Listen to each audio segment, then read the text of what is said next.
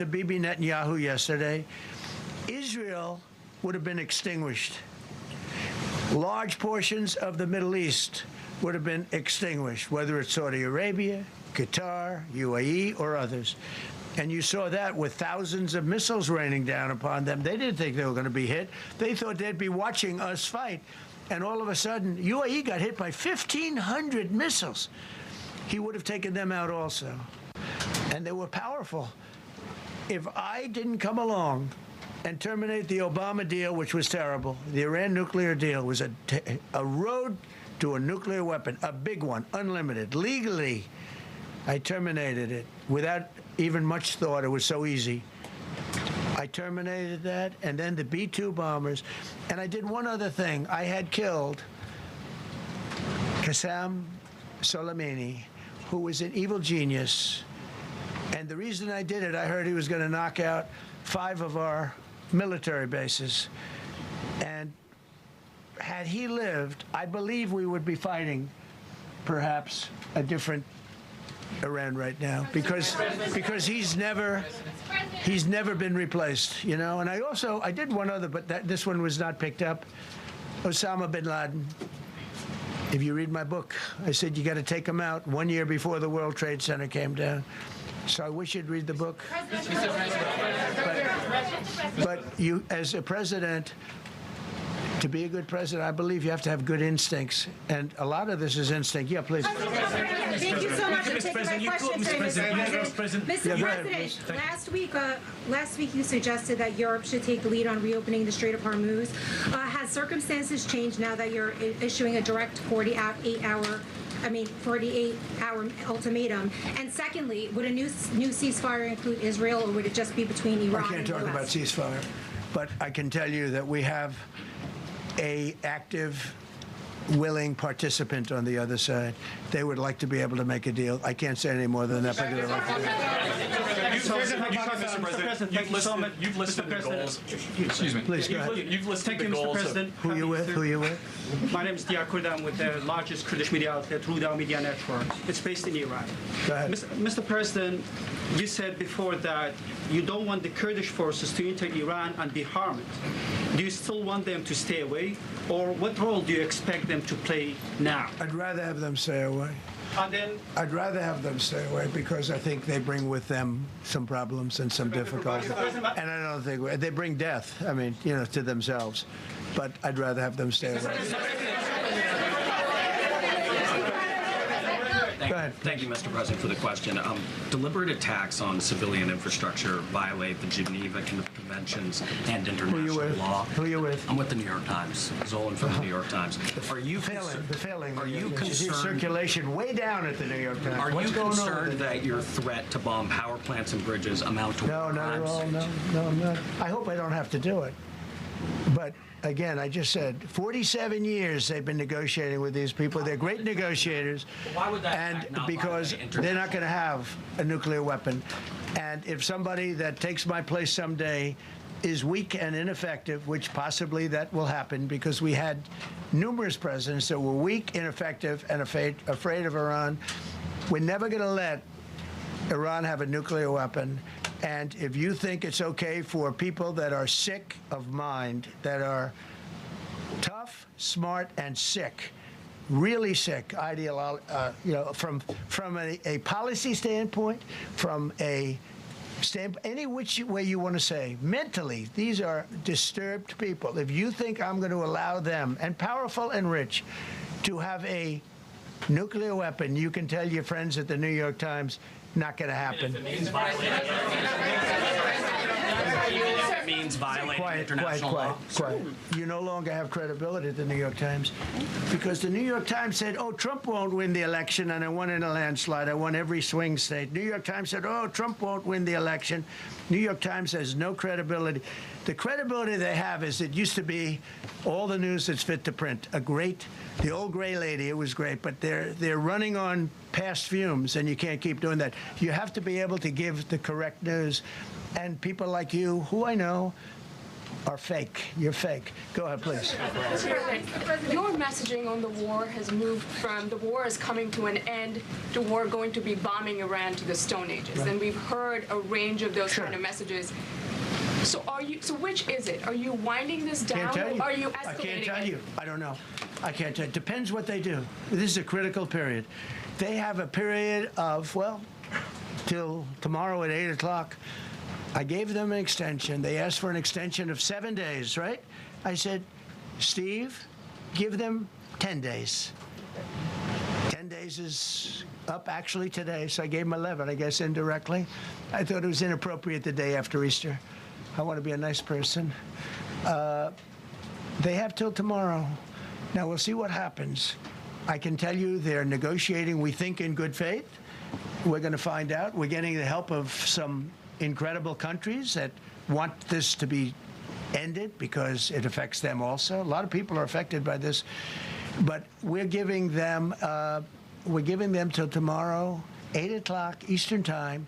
And after that, they're going to have no bridges. They're going to have no power plants. Stone Ages, yeah. Stone Ages. CNN fake news. Are you willing to make a deal that does not include reopening the Strait of Hormuz, or is that now a top priority? I would say it's a very big priority because, see, that's one thing that's a little different than other things. We can bomb the hell out of them. We can knock them out for a loop. But to close the strait, all you need is one terrorist that somehow has a truck loaded with, because you can carry them in trucks, large trucks, a water mine, drop them in the water, and now you tell people that own ships that cost $1 billion to don't worry about the mine. You can do that even just by saying we put mines in the water. So it's not like the rest. We can knock out their military. We already have. We've knocked out their Navy. We've knocked out their Air Force completely. We've knocked out 158 ships in 3 days. We've knocked out even their mine droppers. They don't have any mine droppers anymore, but they put them on other boats, and they could drop them. I'm not even sure they have any mines there, by the way. I'm not sure. I'm personally, they say there might be 8. I don't know. I think there might be none because they're very good bullshit artists. That's why for 47 years they've been bullshitting other presidents, and they haven't done the job. And people are living in hell. You live in that country, they're living in hell. No, I think that 47 years of this stuff is long enough. They're at the weakest point they've ever been. They have no Navy, they have no Air Force, they have no anti-aircraft weaponry, they have no radar, they have no communication. In fact, the biggest problem we have in our negotiation is that they can't communicate. I said to Steve, what are they saying? Sir, they can't communicate. They have no method of communication. So we're communicating like they used to communicate 2,000 years ago with children, bringing a note back and forth. They have no communication. But all I want to see is I want to have a safe world, and you're not going to have a safe world. Israel will be gone. The Middle East will be gone. And then they're coming for Europe. And I have to tell you, I'm very disappointed in NATO, very. I think that NATO... I think it's a mark on NATO that will never disappear in my mind. You know, they're coming to see me on Wednesday. They're going to say, oh, we'll do this, we'll do that. Now they all of a sudden want to send things, you know. But they said it loud and clear at the beginning. When I spoke to UK of all, I would have said they would have been the first because they're the oldest. And I say, yeah, I'd love to have a little help. He said, no, sir, we'd rather wait till you win. I said, I don't need help after we win. They have 2 old, broken aircraft carriers, barely work. I said, I guess we can use them. Who the hell knows? I called the general. He didn't even want them. He said, we don't really need them. We got the SS Abraham Lincoln, sir. We don't need them. Do you know, we have, in terms of technology, we had one day 101 missiles going at 2,700 miles an hour, aimed at the Abraham Lincoln. 101 missiles. Out of 101 missiles, 101 missiles were shot down. Unbelievable technology. 10 years ago, 5 years ago, I don't know if that would have been possible, but 10 years ago, that wouldn't have been possible. 101 missiles heading to a ship that's not that far off the coast. And out of the 101 missiles, we shot down all 101. We have weaponry. The Patriots are unbelievable. We have weaponry that's unbelievable. Yeah. Just to clarify. Go ahead, please. Yes. Thank you, Mr. President. You said earlier today during the egg roll that you would like to take Iran's oil, but Americans want U.S. forces home. Correct. What's that trade-off? If I had my choice, yeah, because I'm a businessman first. With Venezuela, as you know, the war was over in about 45 minutes. And we have great people running Venezuela, very good people. I mean, the relationship is good. And we are a partner with Venezuela. And we've taken hundreds of millions of barrels, hundreds of millions. Over 100 million barrels already is in Houston, refined and out. And paid for that war many, many times over, many times. You know, the old days, to the victim. Okay, you know that. To the winner belong the spoils. Go the spoils. And I've said, why don't we use it? To the victor, go the spoils. And we don't have that. We haven't had that in this country probably in 100 years, because even the Second World War, you look at the Second World War, we didn't have it with the Second World War. We helped rebuild all those countries. We rebuilt Germany. How about Germany telling us that, well, it's not their war. We had nothing to do with it. They wanted me to go and tell them everything I was doing. We didn't know anything about it. Well, if I would have told them, they would have leaked it, and we wouldn't have been nearly as successful, possibly, right? But to the victor belong the spoils. So we haven't heard that in, I think, maybe hundreds of years. Now with Venezuela, and we, just so you understand, the people of Venezuela, they say if I ran for president of Venezuela, I'm polling higher than anybody has ever polled in Venezuela. So after I'm finished with this, I can go to Venezuela. I will quickly learn Spanish. It won't take too long. I'm good at language. And I will go to Venezuela. I'm going to run for president. But we're very happy with the president-elect that we have right now, the people that are running it. If you remember Bush with Iraq, they fired the generals, they fired the police, they fired the people that worked in their equivalent of the White House. They fired everybody. And you know what they had? They had a mess. And you know what happened? ISIS formed. Those generals and those soldiers got together. The police got together. They all got together. They formed ISIS. Not going to happen with us. So Venezuela has been an incredible, it's been an incredible situation. We went in. We were very successful. Military power like nobody's ever seen. The general, Venezuelan general, said, I was on that site. I said, I've never seen ferocity like that. I've been doing this for 40 years. He said, I've never seen it. They hit us from 17 different, they were all set. They saw that big, beautiful aircraft carrier, the Ford in that case, and planes were pouring off it at 1 o'clock in the morning. So typically when you see that late at night, you know, you could be in trouble, right? And we were all ready. They had their equipment. It was Russian. And they had Chinese equipment. It was all set. They were going to give us a fight. He said, and then they came, and they came at speeds like we've never seen. And they came at 17 different angles. The general and his people, that was a lot of angles. They hit him from every angle. He said, we knew it was over in 3 minutes. We were waiting for them. Their equipment didn't work. And there's a reason it didn't work. Someday we'll explain that to people. They pressed the button, nothing happened. They pressed it again and again, nothing happened. And he said, we knew this whole thing was over in 3 minutes. We've never seen any, he used the word ferocity. The ferocity of these planes from 17 different angles, and it was over. They went inside. And remember, that was on a military base with thousands of soldiers. And those soldiers looked and they said, get the hell out of here. Thousands. We didn't have thousands. We had like 200 people. So we have a great military. And I'll tell you what, somehow this rescue captured the world's attention, more so than normally. You're talking about 2 people. But this rescue captured the world's attention. But we did it in Venezuela. That was amazing. And now we have a very bad man in prison and going to trial. I mean, he released, aside from the drugs, which he was terrible, Maduro released hundreds of thousands of people from jails into our country. Drug dealers, murderers, the worst people in the world were released into our country because we had a stupid president who probably didn't know, and we had a border czar who never went to the border and never once called our great Border Patrol agents, right? Not once, Kamala. She never called the Border Patrol. She never said, how we doing? I used to call the Border Patrol guys every day. You can ask them, Paul, ask any one of them. Brandon, ask them all the time. How are we doing? How are we doing? And we now, I'm proud to say, have a totally sealed border. 9 months, nobody is coming through our border. And nobody even tries because they know they're not going to get through. So we don't have caravans anymore. So maybe 1 or 2 more and we'll be done. Mr. President, are you allowed to, or are you willing to end this conflict with Iran charging tolls for passage through the strait? Us charging tolls? Iran.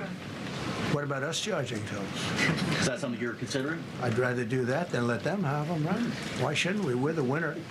We won, okay? They are militarily defeated.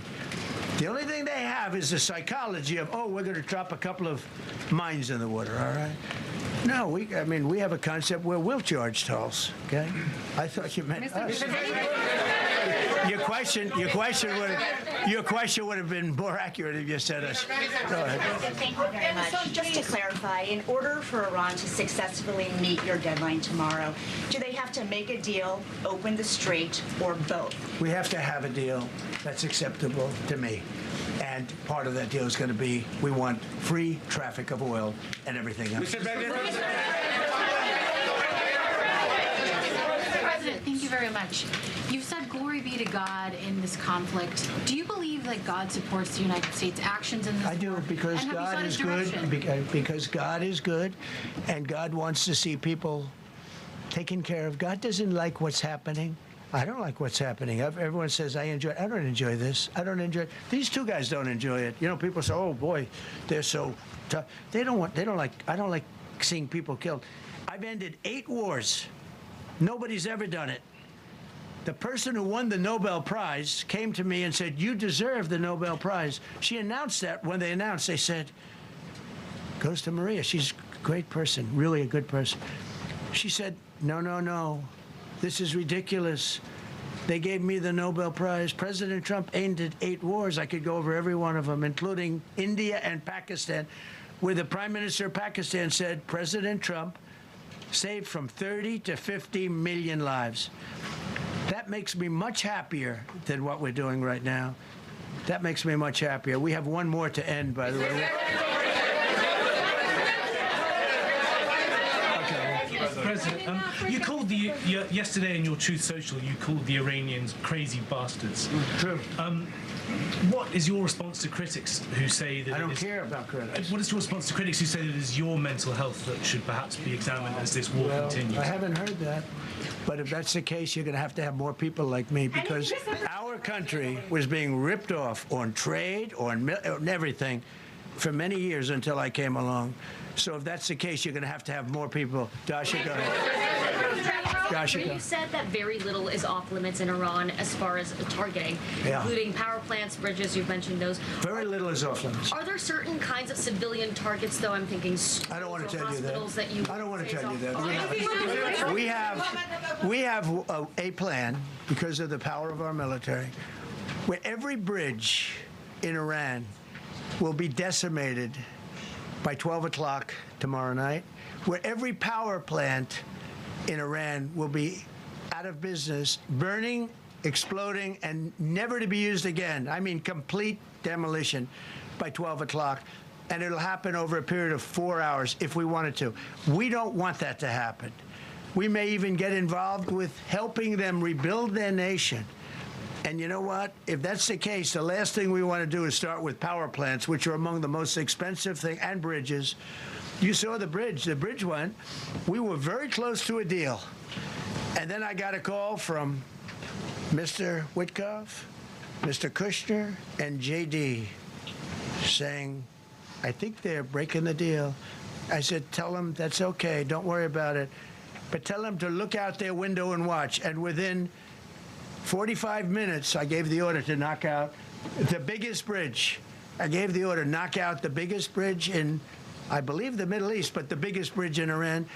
And within 10 minutes after I gave that order, that bridge was over. So do I want to do that? No. Do I want to destroy their infrastructure? No. It will take them 100 years to rebuild. Right now, if we left today, it would take them 20 years to rebuild their country, and it would never be as good as it was. And the only way they're going to be able to rebuild their country is to utilize the genius of the United States of America. Mr. President, on NATO, you voiced your displeasure with NATO in the past. Is there a danger to the U.S. not being the de facto of the leader of the alliance, and then other powers within the alliance then getting the decision-making when it comes to wars and nuclear weapons? No, it's not a danger. Look, we went to NATO. I didn't ask very strongly. I just said, hey, if you want to help, great. No, we will not help. I said, that's all right. You don't want to help? Because I've always said NATO's a paper tiger. See, NATO's a paper tiger. Putin's not afraid of NATO. Putin's afraid of us, very afraid of us. And he's explained it to me a lot of times. I got to know him very well. I know him very well. NATO's a paper tiger. NATO is us. And when we needed them, we didn't need them, by the way. We didn't need them, obviously, because they haven't helped at all. Just the opposite. They've actually gone out of their way not to help. They didn't even want to give us landing strips. Think of it. And it's not just NATO. You know who else didn't help us? South Korea didn't help us. You know who else didn't help us? Australia didn't help us. You know who else didn't help us? Japan. We've got 50,000 soldiers in Japan to protect them from North Korea. We have 45,000 soldiers in South Korea to protect us from Kim Jong-un, who I get along with very well, as you know. Do you notice he said very nice things about me? He used to call Joe Biden a mentally retarded person, okay? So don't tell me about your stuff. Joe Biden, he said he's a mentally retarded person. He was so nasty to Joe Biden. It was terrible. But to me, he likes Trump. And do you notice how nice things are with North Korea? It's very nice. But we have 45,000 people, soldiers, in harm's way, and right next to Kim Jong-un with a lot of nuclear weapons. 45, which should have never happened if a certain president, I'm not going to mention this president because I happen to like him, believe it or not, but if a certain president did his job, Kim Jong-un would not have nuclear weapons right now. But they were all afraid to do their job properly. But just to conclude and just to finish, Japan didn't help us, Australia didn't help us, South Korea didn't help us, and then you get to NATO. NATO didn't help us. There were some countries that did. Now, countries that have been good, now you could also say they're got to be a little bit more involved because they're in the territory, but Saudi Arabia has been excellent. Qatar has been excellent. UAE has been excellent. Bahrain, Kuwait. I mean, Kuwait did shoot down 3 of our planes. The only planes, really, that we lost with friendly fire, they call it. I call it unfriendly fire. They unfortunately didn't know how to use our great Patriots. The pilot said, what kind of a missile's coming at us? Patriot. Boom. They got out. Because they know a Patriot never misses. So they had beautiful Patriots. There were planes heading in their direction. Unfortunately, they decided to shoot those planes. They were our planes. So, NATO is a paper tiger. Now, he's coming to see me on Wednesday, as you know. He's a wonderful guy. Secretary General is great. And Mark Rutte, he's a great person, but he's got, and it all began with, if you want to know the truth, Greenland. We want Greenland. They don't want to give it to us, and I said, bye-bye. Okay, thank you very much, everybody. Thank you. That is maybe one of the most fascinating press conferences that I think I've heard out of Donald Trump this term. It's riveting. I mean, it is so much to cover right there. All right, so we got to hit a break. We just gave you an hour and a half straight of Donald Trump with no breaks. Nobody else could pull that off except for John Bird. Real quick, though, let me tell you about Earnest Financial. RetireWithEarnest.com. RetireWithEarnest.com. My buddy David Earnest and his team, as you know, been doing this over 40 years. 45 years, I think, is where we're at. And it's about protecting your retirement, your 401k, your 403b, your IRA rollovers, tax-free, tax-deferred, whatever it may be. Doesn't matter. Call them up. Get a plan together. to make sure it's protected and make sure it grows. If you're 55 or older and you got over 50K in your retirement, now is the time that you got to go ahead and map out what retirement looks like. And you're not going to be able to do that on your own. If you do it on your own, you're going to wind up in a less than stellar position than you would if you would have called David Ernest. It costs you nothing. They don't get fees from you. They get them elsewhere. You just have to make the phone call and have a conversation with my buddy David. Here's the number, 833-596-7233. That's 833-596-7233. Online, retirewithernest.com.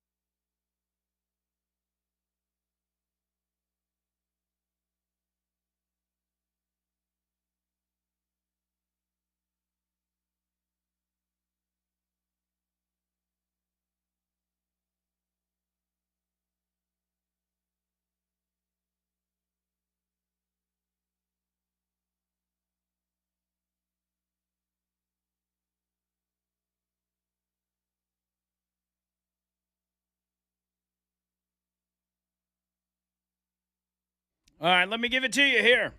Mandu.com. Mandu.com. Rise Against, man. That gets me fired up listening to that band. Mandu.com. Y'all know about Mandu. You hear me talk about it all the time. It is right there waiting on you. And little do you know, John Bird makes his Mandu return tomorrow. I can't wait. I'm nervous. I'm happy. It's going to be a big deal. So if you have not tried out Mandu, I think John Bird returning to Mandu is your sign that it's time to get that free session, because that's all I ask of you. It's all I ask of anybody is get that free session, try it out, and see what you think. I don't know that I've ever asked you to actually sign up for Mandu.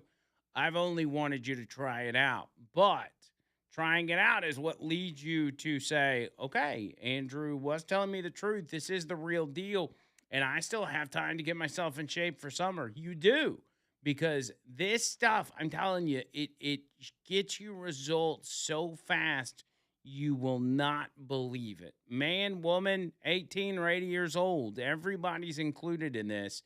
So I want you to try it out. Remember, it's a 15-minute workout with a personal trainer that walks you through everything. You don't have to have any sort of, gym rat knowledge or what. You don't have to know it. I don't care. You never worked out in your life. Like, this can still be for you because they walk you through it. They show you. You never have to do anything on your own. You're always being told what to do throughout the 15 minutes. And that same thing for when you get this free session. They'll walk you through every step. They explain how it all works. They get you on the in-body so you can see where you're currently at, like what your status is on your visceral fat and your muscle mass, from your arms to your legs to your core, all of it. They got you covered on all fronts. And it's amazing, man. It's why I still do it today. So remember, there's 3 locations here in Homewood, in Birmingham, Huntsville, and Tuscaloosa. The information for all 3 of those locations, and if you sign up in here in Birmingham and end up in Tuscaloosa one day and want to do your workout there, that's fine. Or Huntsville or whatever it is. They'll work with you on that front. All of it's at the website, mandu.com, MANDUU.com. That's your hub. That's where the phone numbers and the addresses are. So get with it. Mandu.com, MANDUU.com. John Bird plays the guitar coming up this Friday. I feel like this is the first time in a while that I've had you all week, and that's why I guess I'm in a good mood. Yeah. Because I know I've got you every day, including Friday, and my schedule's not going to get thrown out of whack. So we kind of screwed the pooch because of the weird schedule last week. We didn't get to take suggestions. We didn't get to pick the Final 4, as I was going to do. I was going to pick the Final 4. You got next week. Don't worry, buddy. But we threw it all out the window, and John Bird got with Steve West, and they came up with the top 4. So, John Bird, if you would like to announce, DJ John Bird, Casey Kasem, announce who our top 4 are for this week. Coming in at number 4 with 12% of the vote. Crazy on You by Heart. Crazy on You. Oh, we've already done the voting. Okay, I didn't realize we were that far ahead. Yeah, oh man, that people went crazy when I posted it Saturday. Okay, who came in at number 3? At number 3, with 23% of the vote, One Headlight by the Wallflowers. That would have been a good one. I kind of like that. And that leaves our 2 finals, Stone in Love by Journey and Eastbound and Down by Jerry Reed. So who's the winner, DJ Jobber and Casey Kasem? With 42% of the vote, Eastbound and Down by Jerry Reed. Yeah, metal version. Oh, there it is. There's a regular version. And actually, I'm looking forward to this. This is going to be fun. I'm moving down to watch your bandit run. Yeah. That'll be fun. Yeah, it will be. I hadn't done a fun one like that in a long time. Eastbound and Down. What was the other song he sang? Just hit him in the head with a stone. It's about alligators or something. Pokes Out Annie? No, he didn't. No, it was God, what was that? What was the name of that song? It was about a guy. Amos Moses. Amos Moses. There that it was is. a great one. His name was Amos Moses. That's what they should have put on the list. Yeah. They just knock him in the head with soap. And don't forget they had The Bandit, Smokey and the Bandit, those big movies in the 70s with Burt Reynolds and Sally Fields. Yeah.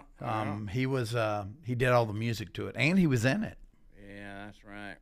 That's right. Man, that's good. That's good. Good times, stuff. Bubba. Good times. Good stuff. All right, so real quick, no Will segments today for obvious reasons. We're way behind, but I do want to recap a little bit of what you heard in case you're just joining us, what you heard during that press conference. Many of y'all didn't get to hear the whole thing because you were in and out, I'm sure, of the car or work or whatever. And I kind of took some notes as we went along just to kind of keep up. As far as the operation itself, which is what the basis of this press conference was for, that then bled into a lot of questions where we got a lot of good information out of the president. The search and rescue mission for the two pilots, they said they were about just as dangerous as they were both just as dangerous.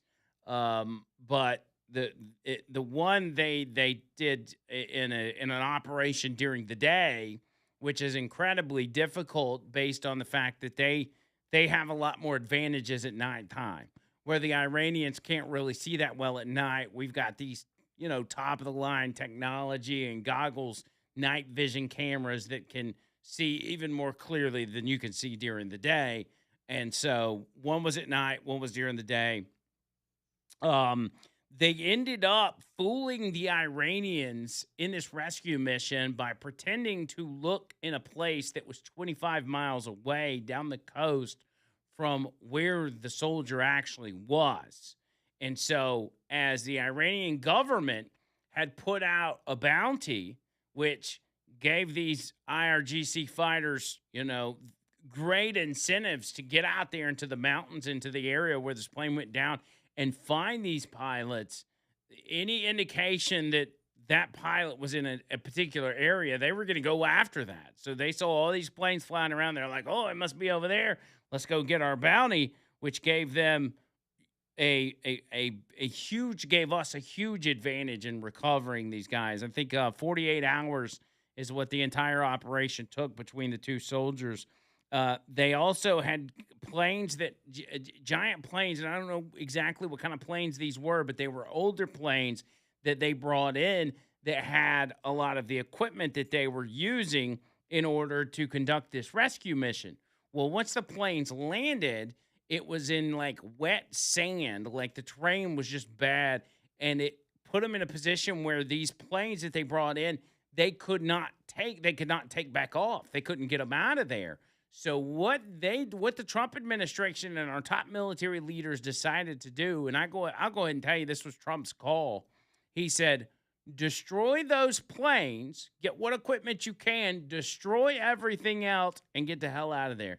He said, it'd take 4 to 5 hours to get all of it together. He said, screw it. We'll get new ones. That stuff's old anyway. Blow it to smithereens and make sure the IRGC and the Iranians can't get their hands on it and study it and reverse engineer it. Genius thinking. He says, people are way more important than equipment. Get our guys out of there. Anything we got to leave it. Just make sure it's blown to smithereens.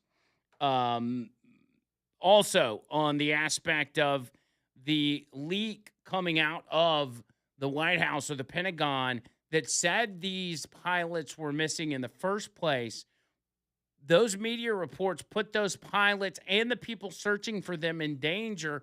And so the White House is now looking for the leaker who put that information out there that made the military's job that much harder.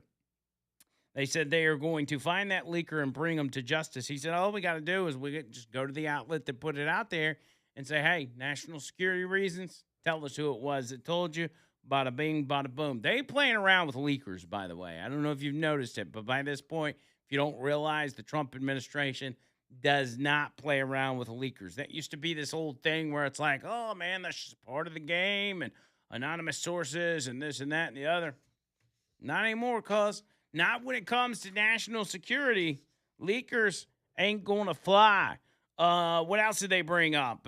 Several reporters brought up, don't you feel like you're punishing Iranian citizens if we get to the 7 o'clock deadline tonight and you start bombing power plants and bridges and everything else? And Trump's like, listen, this is what the Iranians want. He said the people of Iran actually are upset when they hear the bombing stop because they want their freedom. They've watched their sons and daughters and brothers and sisters be killed out protesting in the street, which, by the way, that number's up to 45,000 protesters have been killed. He says this is what we're doing the right thing by them to do this. They can then rebuild it on the backside with the appropriate government, but they want their freedom. They're tired of living the way that they've been living for 40 years, and they want it to stop. As far as the rescue, back to the rescue, he said, actually, within the military leaders, he said not everyone was on board. Some of the military leaders, he said, they said this has never been attempted before. We don't need to do it. It's too dangerous. We're going to end up in a firefight with IRGC fighters, and then, we're going to cost more American lives. He said, I weighed it out, and I said, you know what? We're not going to leave these guys behind. We're going to go in and get them, and they did it flawlessly. I think back to other instances like this. You think about John Bird, Black Hawk Down, and yes, you remember the tragedy and the horror that those individuals, those soldiers went through. Trump's like, we ain't doing that again. Weaker previous presidents would have left those pilots out there, but Trump said to himself, my gut tells me that we can pull this off, and they absolutely did it, and it shows between technology and the best of the best warfighters in our military, how head and shoulders above we are of everybody else's military. And I don't know that I don't think Americans fully understand it, how we have advanced so much as a military. Then there was the one question, said something, Mr. President, you said, praise be to God, or whatever he said, God bless America. Whatever she referenced, you remember this. And she said, do you think God supports these actions? And I was like, okay, you're not a serious reporter, first of all. But yes, God probably he approves of Donald Trump going there and saving thousands and thousands of lives, Iranians and the like, all across the region. Yes, I guess he probably would. Then there was another question. He said, you called the Iranian leadership crazy bastards. What do you say to the people that think you're an unhinged lunatic? And then he went on a rant. That was there at the end. He then goes on to call out, if you recall, countries when he started talking about NATO, and he said outside of NATO, there are other countries that we've been helping out that did absolutely nothing to help us. That included South Korea, that includes Australia, and that includes Japan. Put them on blast that they did nothing whatsoever to help. And I know for the leadership out of those three countries, when they heard that, their butthole clenched up, and they're like, go. Anyway, that's kind of a recap. Leland's going to have a lot of that for you. Let me tell you about Alabama Men's Clinic, alabamamensclinic.com, alabamamensclinic.com. Love me some Alabama Men's Clinic. Jeremy and the crew over there, dude, they're just getting after it. They're so good at what they do. Remember, it's low T, low testosterone for you men. You may not know you have low T. You may know you have low T. I don't care if you're 20, 30, 40, 50, 60, 70, 80 years old. It's not too late. These guys got solutions. They've got solutions that they themselves use to make sure they're living their best life, because this stuff affects everything. It affects how you show up in your marriage. It affects how you show up for your kids, how you show up at work. And if you're just living with it, you're not being the best you can be. That could all change with a simple round of testing from Alabama Men's Clinic, finding out where you're at, and then ultimately getting that fixed. They've got the solutions for you. You just got to set the appointment. alabamamensclinic.com. Take you just 60 seconds to set an appointment on the website. But you can call them. Make sure you let them know I sent you. 205-598-7000. That's 205-598-7000. alabamamensclinic.com.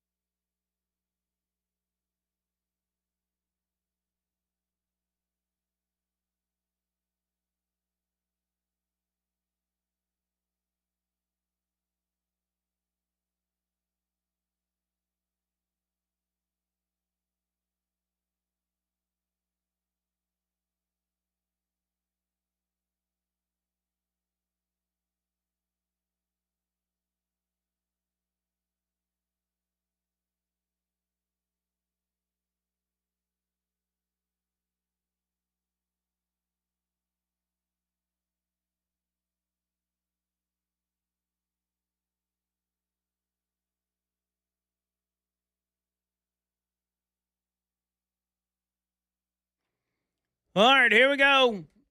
Let's wrap this thing up, John Bird. It's been a little bit of a crazy day because we had so much going on. And again, fascinating press conference, and Leland's going to be on top of that for you as he covers everything that we didn't get the opportunity to do because we were listening to that. But tons of good information coming out of that, and the transparency of the president that was uncharted territory, if you will. You know, we wouldn't get that from another president.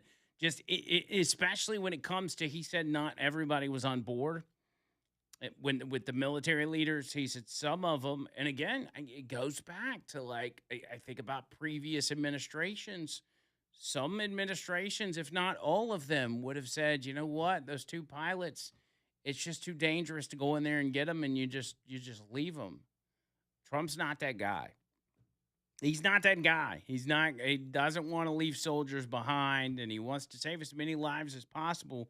Can't say that for previous presidents. Real quick, Express Oil Change, back with it, man. They got a big thing going on this month. So Express is donating $1 to Children's of Alabama for every oil change they perform throughout the month of April. They've raised over $1.2 million to date, helping Alabama's children receive the care they deserve, and they're at it again, man. And y'all know me, I'm an Express Oil Change guy. That's where I always get my oil change.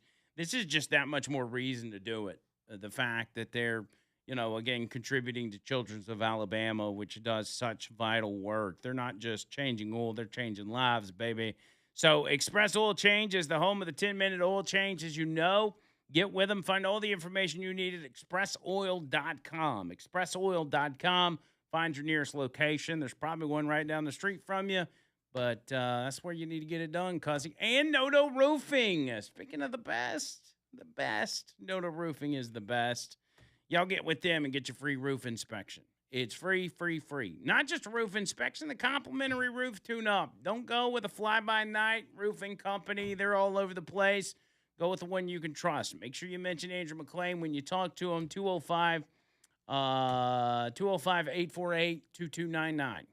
848-2299. All their info online, notoroofing.com. Thank you for a good show, John Bird.